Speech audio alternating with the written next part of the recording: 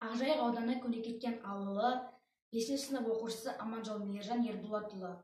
Мұқағали Мақатаев: ана, сен бақыттысың, жыламағың.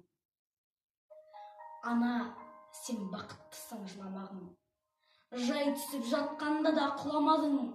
Тәңіріңнен мен едім ғой сұрағаның. Сондықтан жыламағың. Бармын ғой, тірімін ғой, қасыңдамын. Өлмеймін, мен өзіңдей асыл жанмын. Таусылып, өздігіңнен шашылмағың. Байырғы берекеңді қашырмағың. Мен сенің қанықпын ғой көз жасыңа. Өзім кепіл, тот басып тоз басыма. 2 жыр жазсам саған бірін арнап. Ана деп жаздым ылғи сөз басына. Тәңірім, кеше көрсін кесірімді. Аспанға жазсам сенің есіміңді. Ана, сен бақыттысың, тербете бер.